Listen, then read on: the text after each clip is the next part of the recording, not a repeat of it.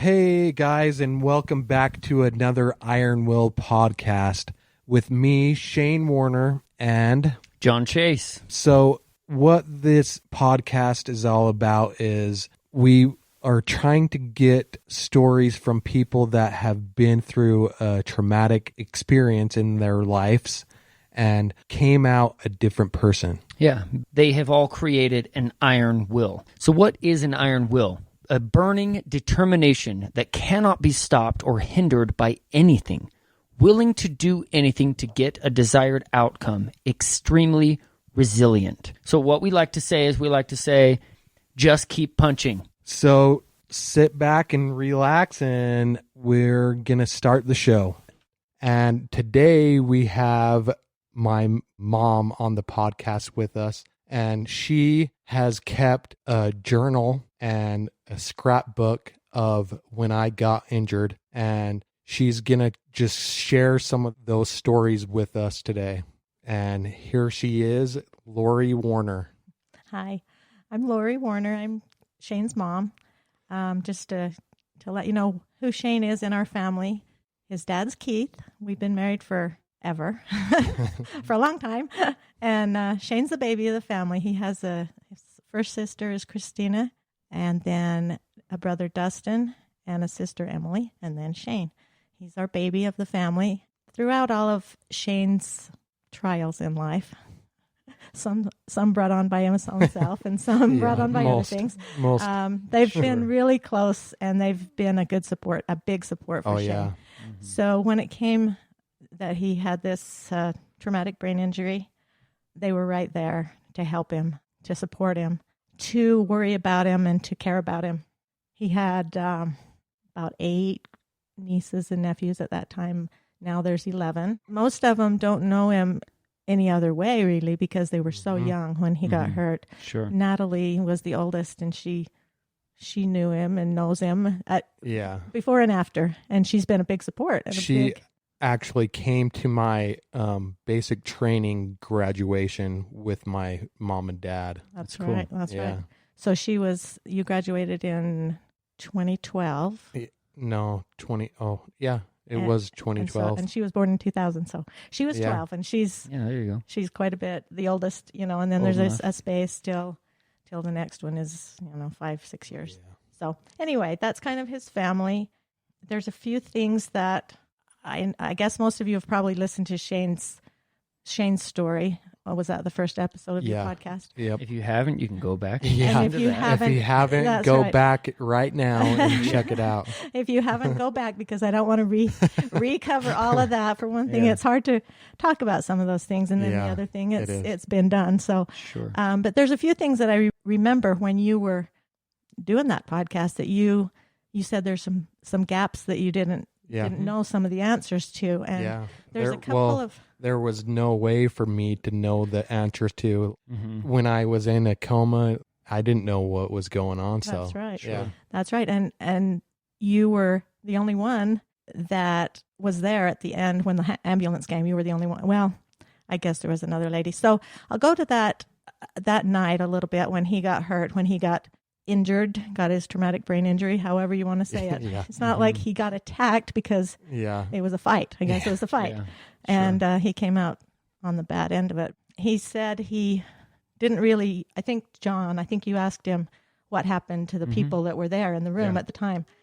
Shane had mentioned that he went up to West Valley with this girl's mom, and the mom, I don't even know her name. I've talked to her maybe once, and that she hung around the hospital until Keith and I got there.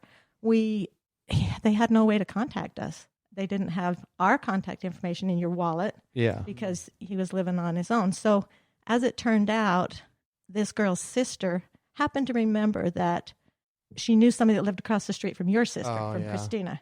So she called that person, had him go across the street, tell Christina, your brother's been hurt, call your mom and dad. Wow. Yeah. That's how we found out. Can I ask you, that phone call, how did that feel? It was, at first I couldn't surreal. Put my head around it. I don't know. Yeah. For one thing, Christina didn't know anything.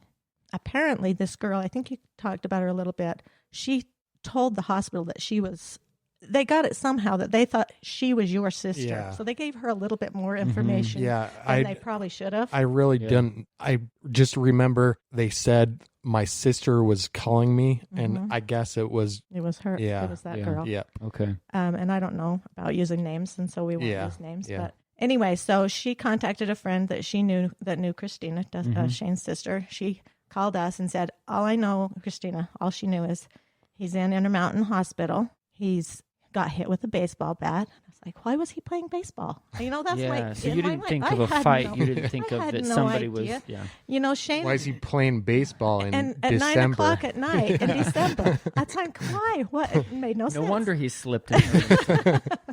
So yeah, looking back, it's just you don't process things quick enough. Well, you know? it Sure. just doesn't make sense Doesn't when make you sense. hear it. Part of this could have been avoided if Shane had, a lot of these things could have been avoided, Shane. Of course. Oh yeah. If he would have said to us, I'm going to help this girl, Yeah. and this is a bad, he knew it was a bad situation. Oh, you of knew it course. was a bad situation Of course, going in. yeah. But hindsight is, Yeah. so you can't do that. So we had no idea that any of this was even going on. And so we call the hospital instantly, and they said, well, we can't tell you anything. He's in emergency surgery. You better get here. So it's about 45 minutes if you drive the speed limit. Uh-huh. We got there in about a half an hour. Sure. But yeah, the whole way it's December. The roads are not good. It's 9 o'clock, 9:30 something at night. I don't know for sure. And we get there and all I can say is he's in surgery. He has sustained a severe blow to the head, and we don't know. We don't know if he'll even come out of surgery. And so we sit there for a couple hours waiting, and then the mom of the girl, she did come into where we were waiting, and she brought us his wallet, his hat, a couple of things.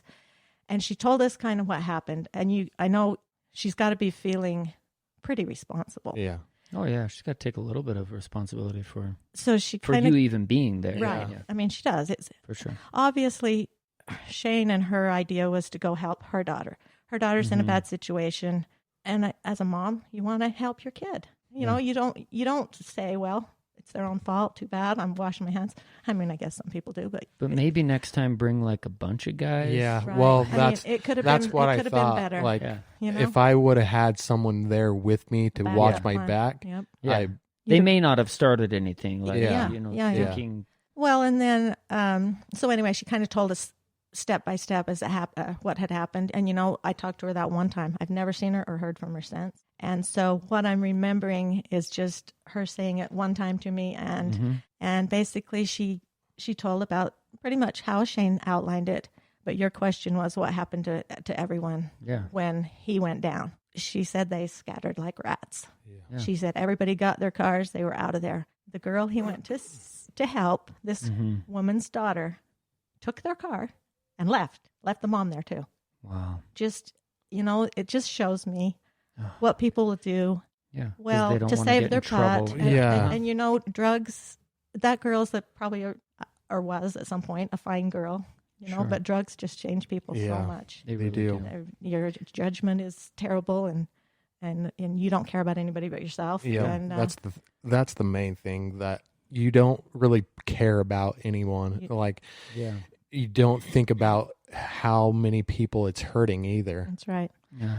That's right. So they all took off, and I guess the mom. Now, was the daughter there with the mom too? Yeah, Okay, so Yep. there was the mom, the daughter, and you. yeah, Okay, and then the daughter that you went to help is gone. yeah, Mm-hmm. So between the two of them, one of them called the ambulance. The ambulance was there really quickly. yeah. She said. They got there. I think. I remember they were helping me out of the house, Mm-hmm. and the ambulance was there like right as they were helping me. So it was really quick that it got there. And they said, of course, every second matters when, your brain is got blood pooling in it. And, so they got him right into surgery as quick as they could. And apparently from talking to Shane later on, he was kind of coherent through this. And they asked him his name at the hospital and he couldn't answer him because he couldn't talk, and so all they knew from was what the lady told him, and then whatever information they got off your driver's license and things like that. So they got him right into surgery, and several hour surgery. Dr. Rich was your doctor, and he came out and told us, I did the best I could. His skull is broken in several pieces. Yeah. I put it together like a puzzle. I can't go in there and get out all the blood that's in the brain, and blood is bad for the brain. It kills the brain. All that inflammation. Mm-hmm. Yeah. And so he said, I did the best I could. We'll see what happens. I mean, Wow. and then how does that feel as a mother when you're there and they say that to you? I mean, he was an awesome guy. He was, I think about some of these surgeons, and I put him right up there at the top of this list. They've got to be so close to God. They're holding people's lives in their hands, Yeah. And one tiny mistake could be it. And he come across to me as someone who took that responsibility pretty serious and was just. Did I ever meet this I don't surgeon? I'm sure he checked on you, but I don't think you ever saw him out of your coma. Yeah, I would be really cool to meet him. Yeah. You could Google him maybe and at least look him up and see who he was. But he was humble, and he was spiritual. You could tell, and he was just like, it's up to God, really. Wow. Yeah. And I think that's awesome that a surgeon has that belief that he's not the only one that's going to help you. Yeah. And he, at that point he said, this is a severe injury and it takes years and yeah, obviously I'm still recovering from it. Sure. 7 years later. Right. Yeah. And of course he says the next 24 hours or 48 hours or whatever he says are crucial to see how this goes. So that's part of that you probably may not know some of the parts of. And then of course you went to the part where, well, I'll just go ahead. And so Shane is in intensive care, but it's more than that. It's like traumatic. That's what it is. It's a traumatic intensive care. Yeah. He has in his room, it's a glass wall with a door in it.